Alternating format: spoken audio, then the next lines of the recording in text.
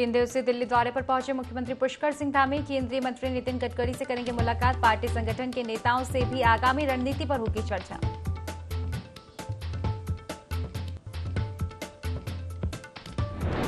रुद्रपुर को सीएम धामी ने दी सौगात। राज्य के पहले सीबीजी प्लान का किया शुभारंभ। नगर निगम में बनी बिल्डिंग का भी किया लोकार्पण।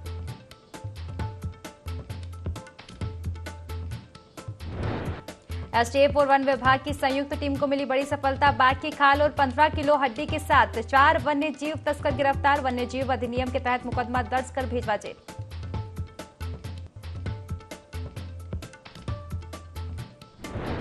अगले 5 दिन मौसम विभाग का भारी बारिश का अलर्ट जारी। कहीं कहीं गर्जन के साथ आकाशीय बिजली चमकने की आशंका। पहाड़ों से मैदान तक बारिश हुई शुरू।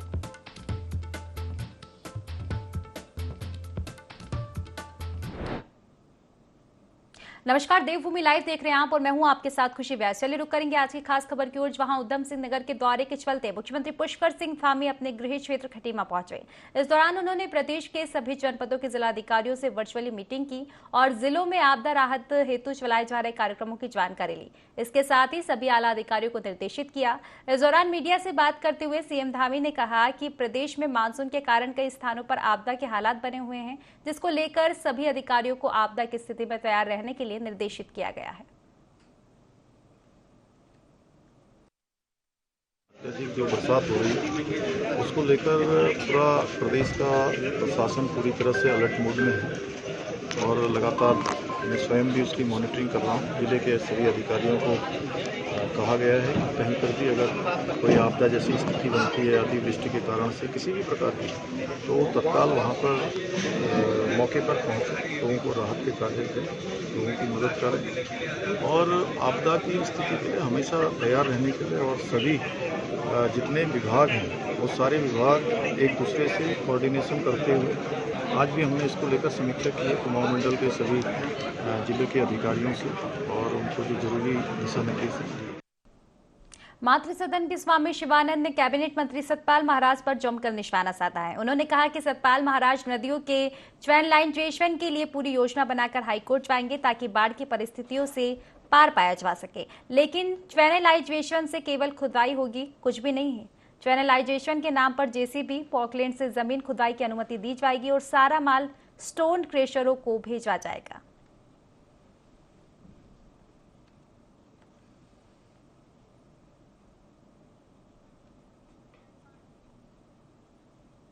सितारगंज के शिशु मंदिर प्रांगण में कैबिनेट मंत्री सौरभ बहुगुणा ने फलदार वृक्ष लगाए। साथ ही कहा कि वृक्ष हमारे जीवन के लिए बहुत ही महत्वपूर्ण है। वृक्ष लगाना हर व्यक्ति की जिम्मेदारी है। अगर पेड़ पौधे नहीं होंगे तो हमें सांस लेने में भी काफी परेशानियों का सामना करना पड़ेगा। पेड़ पौधे से ही हमारा पर्यावरण स्वच्छ और साफ रहता है। इसी के साथ उन्होंने आगे कहा कि वृक्षारोपण करना ही हमारी जिम्मेदारी नहीं है, बल्कि वृक्ष की देखभाल करना भी हमारी जिम्मेदारी है।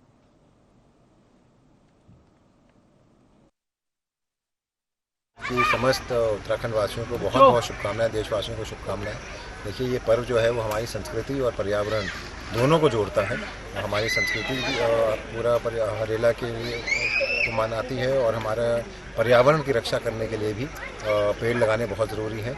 आज हमने लगभग 10 बूथों में पेड़ लगाए हैं कार्यकर्ताओं के साथ। उम्मीद यही करेंगे कि जिस तरीके से माननीय मोदी जी ने पर्यावरण की रक्षा करने के लिए पूरे देश से पूरे विश्व से गुहार लगाई है, सब लोग अपने योगदान देंगे और वृक्ष लगाएंगे। मणिपुर घटना का विरोध लगातार जारी है। हल्द्वानी में परिवर्तनकामी छात्र संगठन और क्रांतिकारी लोक अधिकारी संगठन ने बुद्ध पार्क तिकोनिया में सभा कर मणिपुर सरकार व केंद्र सरकार का पुतला दहन किया। इस दौरान मणिपुर हिंसा और उत्तराखंड के चमोली में नमामि गंगे परियोजना के तहत मारे गए लोगों को श्रद्धांजलि दी गई। प्रदर्शनकारियों ने मणिपुर के मुख्यमंत्री का इस्तीफा और पीएम मोदी के मणिपुर में शांति व्यवस्था बहाल करने के लिए ठोस कदम उठाने की मांग की। मणिपुर में लगातार जो जाति हिंसा हो रही है उसी को लेकर के जो पूरे मणिपुर जल रहा है, उसी वाले मामले में जो 3-4 दिन पहले जो एक वीडियो वायरल हुआ और जहां पर पूरे गांव को घेर करके वहां पर पूरे उस समुदाय विशेष के ऊपर हमला किया गया, इसी के विरोध में ये पूरा कार्यक्रम किया गया है। और इसके साथ ही हम ये कह रहे हैं कि जिस तरीके से जो जाति हिंसा पूरा मणिपुर जल रहा है तो उसके ऊपर शांति व्यवस्था कायम की जाए। उस पर सीधे सीधे जो यहाँ के गृह मंत्री हैं वो उसको संज्ञान में लें और सीधे साथ में जितने भी यहाँ पर अलग अलग तरीके के जो दमन हो रहे हैं उन पर रोक लगाई जाए। जनता कैबिनेट पार्टी प्रमुख भावना पांडे एसएसपी अजय सिंह से मिलने पहुंची। भावना पांडे ने मीडिया से रूबरू होते हुए जानकारी दी कि खानपुर विधायक उमेश कुमार ने उन पर कोई झूठा मुकदमा थाना मंगलोर में किया है, जिसको लेकर एसएसपी हरिद्वार से उन्होंने मुलाकात की है। भावना पांडे ने खानपुर विधायक उमेश कुमार को चुनौती देते हुए कहा कि भावना पांडे झांसी की रानी है और डरने वाली नहीं है। खानपुर विधायक चाहे 1000 मुकदमे करवा दे, उन सबसे निपटने में वह अकेली सक्षम है।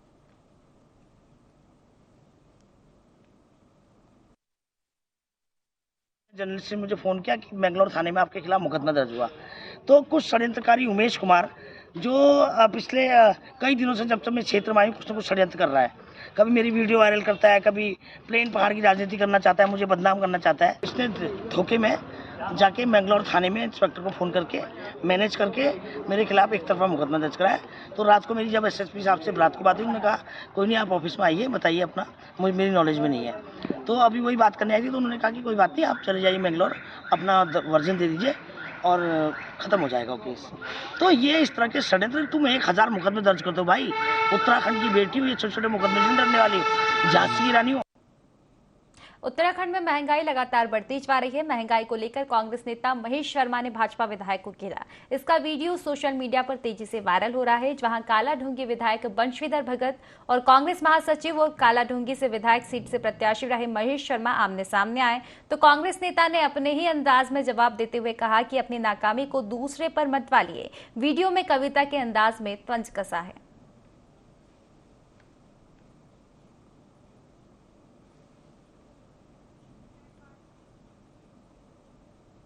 सब्जियों के दाम आसमान छू रहे हैं। इसके विरोध में हल्द्वानी में कांग्रेस कार्यकर्ताओं ने अनोखा प्रदर्शन किया। कांग्रेस यूथ कार्यकर्ता गले में सब्जी की माला पहनकर बुद्ध पार्क पहुंचे।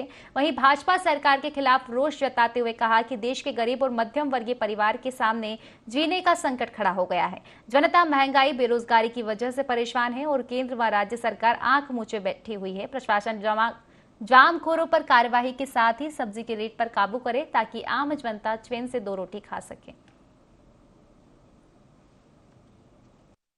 परेशान है। जनता के थाली से पहले दाल और राशन के अन्य वस्तु, मसाले सब गायब हो गए थे, लेकिन अब सब्जी भी खाने के लिए जो एक गरीब आदमी का विकल्प था वो भी खत्म होता जा रहा है। आज हर सब्जी करीब 200 रुपए के आसपास पहुंच गई है और सब कुछ जनता की, गरीब आदमी की पहुंच से दूर होता जा रहा है। लगातार हर चीज में महंगाई है, तो जनता क्या करे? जनता के सामने जीने का संकट खड़ा हो गया है, जिसके विरोध में आज यूथ कांग्रेस के कार्यकर्ता यहाँ पर प्रदर्शन कर रहे हैं।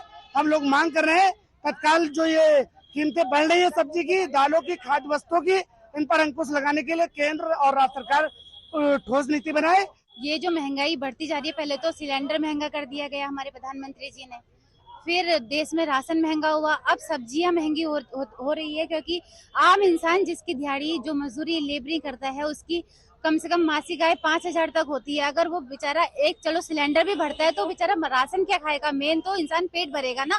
अगर वो पेट के लिए सब्जियां नहीं खा पाएगा, तो अगर थक हार के आता है, शाम को थाली से उसका निवाला छीना जाएगा, तो जनता क्या करेगी? इसीलिए हमारा सरकार से ये निवेदन है कि सब्जियों के, राशन के और सिलेंडर के दामों में घटती की जाए, और जब तक नहीं करेगी तो हमारा प्रदर्शन ऐसे ही जारी रहेगा।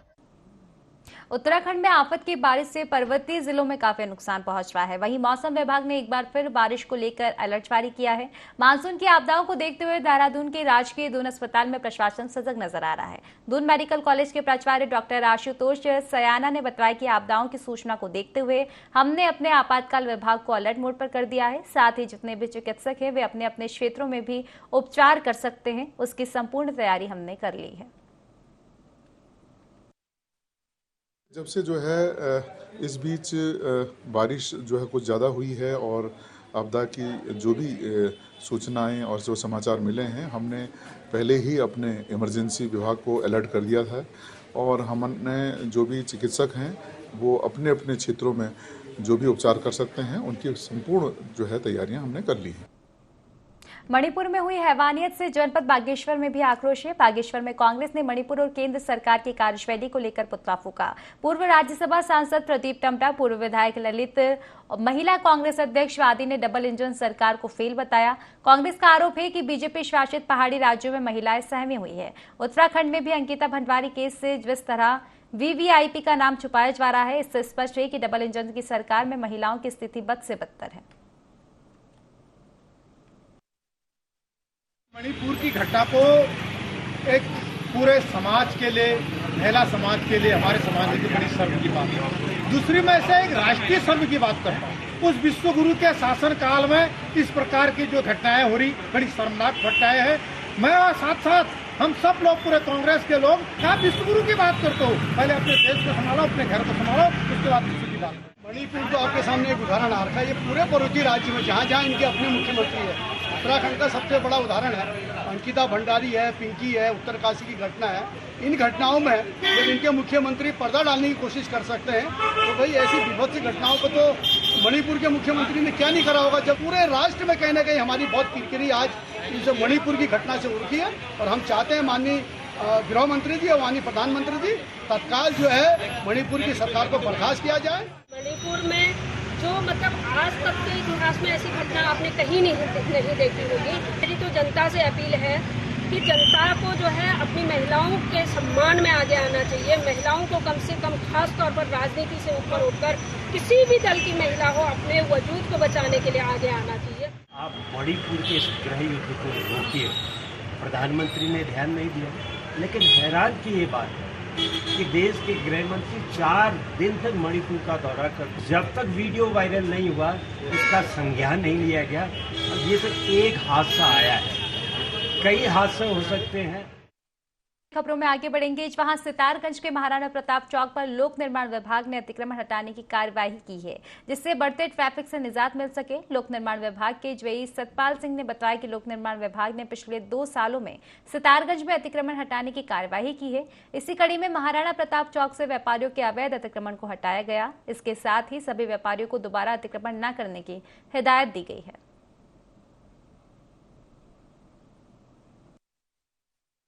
हम लोग पिछले 2 सालों से लगातार अतिक्रमण हटाने की कार्रवाई कर रहे हैं, जिसमें कुछ दिक्कतें भी आई, हाईकोर्ट का आदेश भी आए हैं, तो उस वजह से कुछ अतिक्रमण हमारे अवशेष रह गए थे।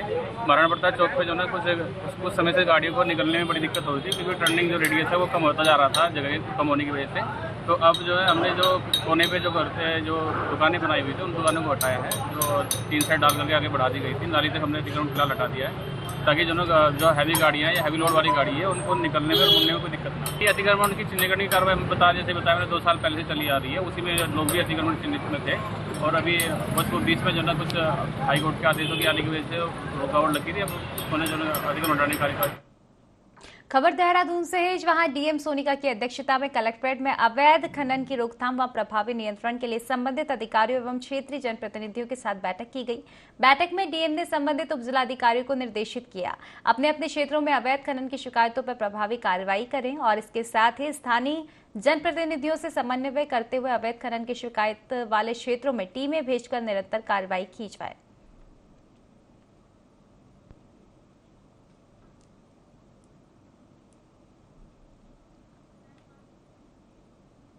खबरों में आगे बढ़ेंगे, जहां आम आदमी पार्टी महिला मोर्चा की प्रदेश कार्यकारी अध्यक्ष हेमा भंडवारी के नेतृत्व में नगर निगम हरिद्वार से देवपुरा चौक तक पैदल मार्च निकालकर मणिपुर हिंसा के विरोध में प्रदर्शन किया गया और मुख्यमंत्री प्रधानमंत्री से इस्तीफे की मांग करते हुए केंद्र सरकार पर निशाना साधा। आपकी कार्यकारी प्रदेश अध्यक्ष महिला मोर्चा हेमा भंडवारी ने कहा कि पिछले 80 दिनों में मणिपुर जल रहा है। डबल इंजन की सरकार हर मोर्चे पर फेल साबित हो रही है। 2 आदिवासी महिलाओं को निर्वस्त्र घुमाकर सामूहिक दुष्कर्म किया गया। मणिपुर जल रहा है, परंतु मोदी जी 38 दलों के साथ बैठक कर लोकसभा की तैयारियों में लगे हुए हैं। दहला देने वाली घटना है लगातार, और इसका सारा तमाशा जो बैठे मुख्यमंत्री प्रधानमंत्री जो कहते हैं कि बेटी बचाओ बेटी पढ़ाओ, ये सिर्फ और सिर्फ जुमलेबाजी है। कहाँ बेटियां सुरक्षित है, जैसा मणिपुर में हुआ है। 4 मई को घटना हुई और इतने टाइम के बाद अब FIR दर्ज हुई है। उस घटना को दबा देने का काम किया और शर्म आती है ऐसे मुख्यमंत्री पर जो कहते हैं कि ऐसे दर्जनों घटनाएं होती। वाइल्ड लाइफ के क्षेत्र में एसटीएफ ने बड़ी कार्रवाई करते हुए टाइगर की खाल और हड्डियों के साथ 4 शातिर वन्य जीव तस्करों को गिरफ्तार किया है। वहीं एसएसपी एसटीएफ आयुष अग्रवाल ने बताया कि एसटीएफ को पिछले कई दिनों से कुमाऊं के जंगल से वन्य जीव जंतुओं के अवैध शिकार की सूचनाएं मिल रही थी, जिस पर टीम ने वाइल्ड लाइफ दिल्ली और खटीमा फॉरेस्ट टीम के साथ एक ज्वाइंट ऑपरेशन चलाकर 4 वन्य जीव तस्करों को भारी मात्रा में वन्य जीव अंगों के साथ गिरफ्तार किया है।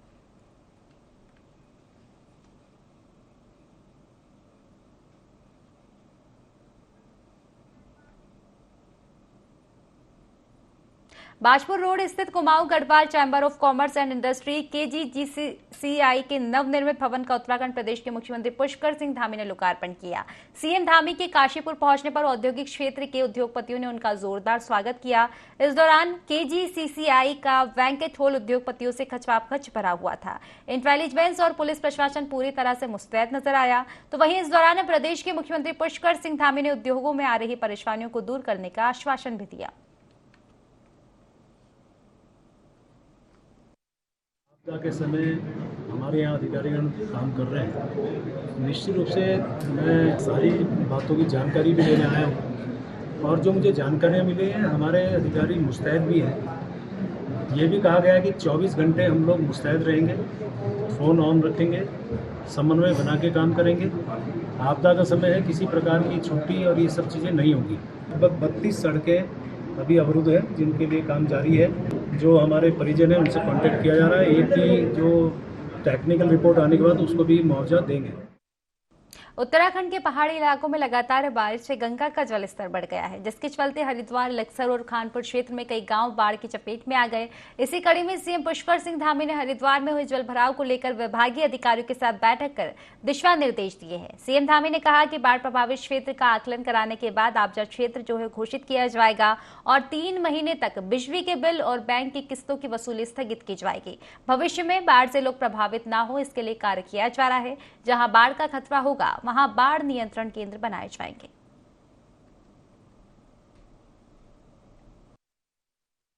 दिनों जिन क्षेत्रों में भारी बारिश हुई है या बाढ़ आई है उस पूरे क्षेत्र को आकलन करवाने के बाद उसको आपदा क्षेत्र घोषित किया जाएगा और आपदाग्रस्त क्षेत्रों में आगामी 3 माह तक जो बिजली के बिल हैं या बैंकों के लोन हैं, जो सहकारी बैंक के राज्य सरकार के अंतर्गत आने वाले बैंक हैं, उन बैंकों का 3 माह तक जो ऋण वसूली है वो स्थगित रखी जाएगी और जो राष्ट्रीयकृत बैंक है उन बैंकों को राज्य सरकार की तरफ से अनुरोध किया जाएगा कि वो अभी अगले 3 माह तक जो है इस प्रक्रिया को स्थगित रखें और जो आपदाग्रस्त क्षेत्र हैं उन क्षेत्रों में तत्काल इसका आकलन करके जो प्रभावित लोग हैं उनको राहत राशि का वितरण किया जाएगा। उत्तराखंड क्रांति दल आगामी चुनाव में किसी भी पार्टी को अपना समर्थन नहीं देगा। दल के केंद्रीय मीडिया प्रभारी शिव प्रसाद सेमवाल ने कहा कि अध्यक्ष पद को लेकर आंतरिक चुनाव जुलाई अंत में होंगे, इसमें कोई फेरबदल नहीं किया जाएगा।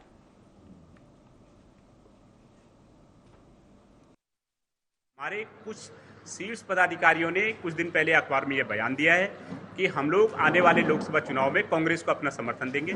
उसका हम सभी 80% से अधिक जिलाध्यक्ष, केंद्रीय पदाधिकारी और तमाम डेलीगेट्स पुरजोर तरीके से खंडन करते हैं। उत्तराखंड क्रांति दल किसी को समर्थन नहीं देने वाला है, नंबर 1 बात। और नंबर 2 बात, उत्तराखंड क्रांति दल के शीर्ष नेतृत्व ने 3 बार पार्टी के अधिवेशन का स्थान चेंज करने के बाद ये घोषणा की कि अब ये अधिवेशन जो है नवंबर में होगा, नवंबर लास्ट में। हम लोग इसके बाद पुरजोर तरीके से खंडन करते हैं, हम सभी लोग उत्तराखंड क्रांति दल के, और हमारी ये घोषणा है कि ये अधिवेशन अपने नियत समय पर जो पहले कार्यकारिणी ने घोषित किया था 24-25 जुलाई को ही होगा।